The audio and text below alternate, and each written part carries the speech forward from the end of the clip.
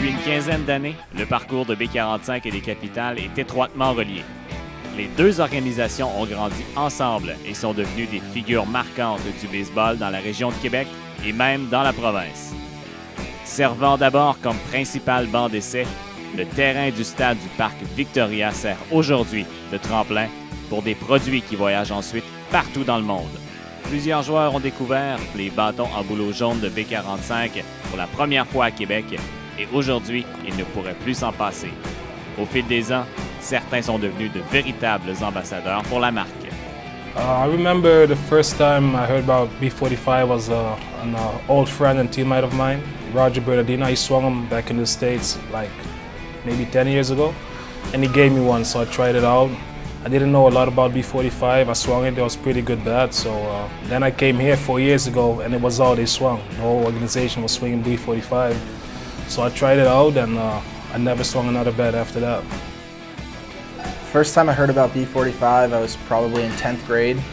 I was working with Andrew Tinish of the Toronto Blue Jays at an off-season hitting camp, and he had a few B45s sitting in the batting cage underneath the Rogers Center bleachers. I picked it up, started to swing them, and I liked what they felt like. It was probably one of the first times that I'd swung pretty extensively with wood, and he put me in touch with somebody who I was able to order it through, and that was my first bat that had my name on it.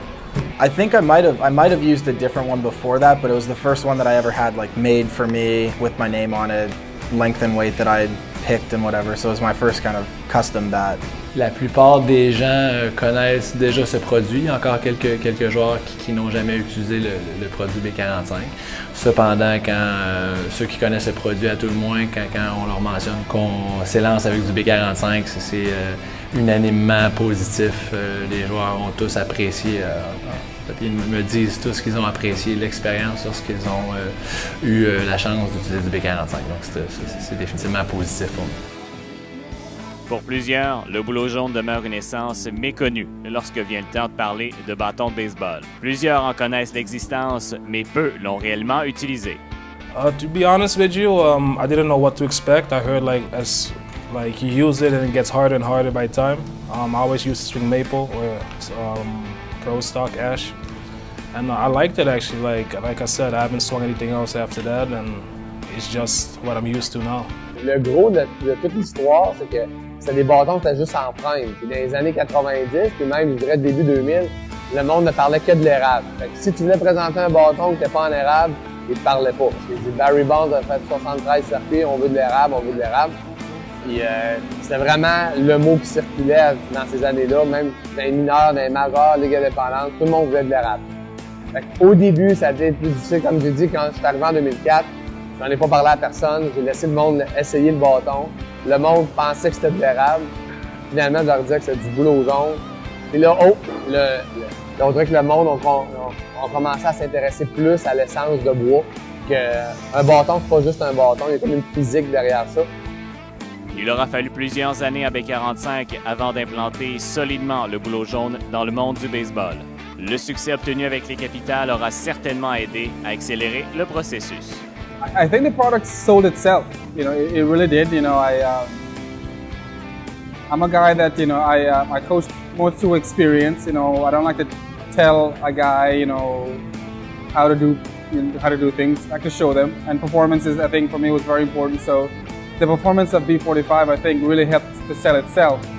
And a lot of players are really impressed with the breakage rate and the way they feel, and the fact that they can customize their own bats for their own specific needs. I think that's something that's really helpful for them, just to feel comfortable and having something in their hand.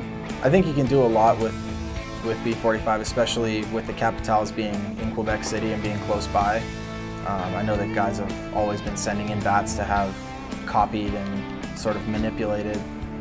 It's nice to be able to just sort of write in an order, okay, I want to try something a little bit different, and know that the people that are making it have enough of a feel for baseball and hitting that they can kind of make those changes, and it's not going to be something that's drastically different, but it'll be something that feels a little bit different, feels great in your hand, and is ready to sort of use right away in a game. La durabilité du bouleau jaune demeure l'une de ses principales qualités mais c'est surtout sa performance qui aura réussi à séduire les joueurs professionnels, qui sont pourtant des créatures d'habitude et de superstition. J'aimais énormément le fait que c'était très durable et que j'en cassais beaucoup moins à la base parce qu'on payait nos bâtons dans ce temps-là, les joueurs professionnels. Jumelé au fait qu'il y avait on avait beaucoup plus de succès avec un B45 qui s'apparentait un petit peu à l'érable à ce moment-là, contrairement aux bâtons là, de hache, là, de frein avec lesquels on frappait tous à la base, là, à mes débuts à tout le moins. Donc, j'ai énormément aimé l'espèce d'upgrade du frein au boulot jaune. I'd been used to mostly using ash when I was playing with the Royals. And they weren't the best quality of bats, that I had. So, my introduction to birch was really good. Immediately, I think I was impressed. Le monde, maintenant, voit au boulot jaune, puis on le voit partout maintenant, dans les mineurs, dans les majeurs. La perception des gens a changé dans le bâton en général, et il a changé aussi en faveur du boulot jaune, parce que les gens trouvent que, beaucoup de puissance avec ce bâton-là et il dure plus longtemps. Fait que t'as pas à changer de bâton à toutes les 4-5 jours. I would say more durable in the sense if you miss-hit a pitch or kind of catch one off the end. I think the more you use it, and like you said, the durability kind of helps it last longer than, say, a maple bat may break easier than a birch, or ash definitely splinters and breaks. So I kind of like the durability part of it, and that's one of the main reasons I like to use birch too, I would say. They last longer, and I think it's more durable in the game as well. They're really nice bats. They have good pop. They're strong wood.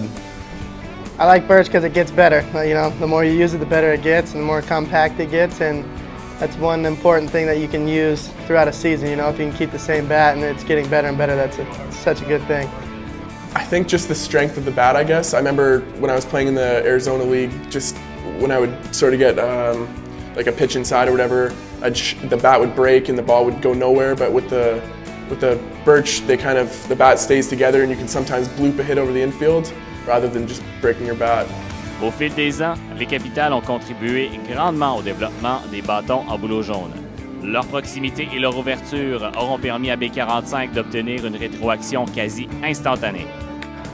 C'est pas mal le meilleur laboratoire parce que veut pas le niveau professionnel. On a des lanceurs qui lancent 90 000 à l'heure, on a des joueurs qui swingent, j'imagine, à 100 000 à l'heure.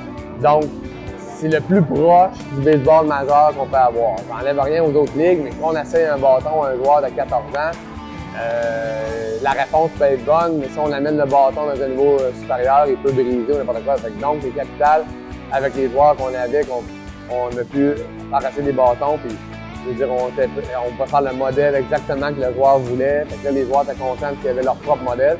Puis nous, en même temps, on pouvait voir si le bâton peut être résistant ou non.